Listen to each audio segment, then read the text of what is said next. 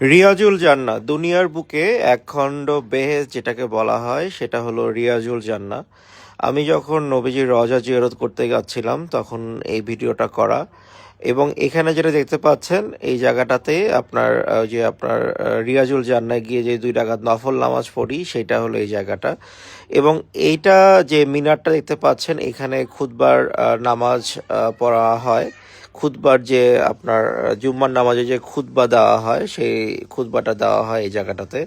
এবং এর পাশেই রিয়াজুল জান্নাহ অবস্থিত। এবং এইটা যে ব্যারিকেড দেওয়া জায়গাটা দেখতে পাচ্ছেন এই জায়গাটা হচ্ছে আপনার অ্যাকচুয়ালি এখন এই জায়গাটাতে নামাজ পড়া হয় না। এই যে এই মিনার সহকারে এটাই সেই রিয়াজুল জান্নাহ। এবং এইখানে দাঁড়িয়ে হজরত মোহাম্মদ সাল্লাল্লাহু সাল্লাম আমাদের প্রিয় নবী উনি নামাজ পড়াতো, খুতবা দিত এবং এইখানেই নামাজ পড়াতো। তো এই জায়গাটাতেই আপনার রিয়াজুল জান্নাহ বলা হয়। এবং যারা সৌদি আরবে উমরা বা হজ করতে গিয়েছেন তারা অবশ্যই রিয়াজুল জান্নাহ নামাজ পড়েছেন। আর নামাজ পড়তে রেজিস্ট্রেশন করতে হয় নুসুক অ্যাপের মাধ্যমে। এটা না করে কিন্তু আপনারা কখনোই অ্যালাও হবে না। তো অবশ্যই আপনারা যখন সৌদিতে যাবেন হজ করতে বা উমরা করতে আপনাদের এজেন্সিকে বলবেন যে আমাদের মানে অ্যাপস থেকে আমাদেরকে রেজিস্ট্রেশনটা করে দেন।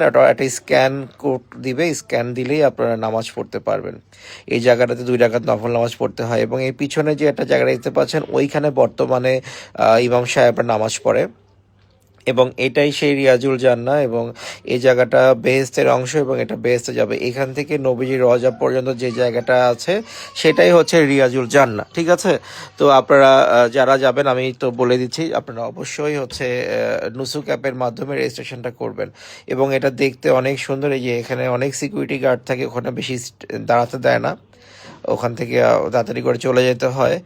এইটা হচ্ছে টোটাল যে মিনারটা এটাই সেখানে এখানে দাঁড়িয়ে খুতবা পড়ানো হতো। এবং এখন এখানে আর কিছু করা হয় না, এটা এভাবে রাখা আছে। এবং এখানে মানে দোয়া করলে দোয়া কবুল হয়। এবং এই জায়গাটা জান্নাতের অংশ।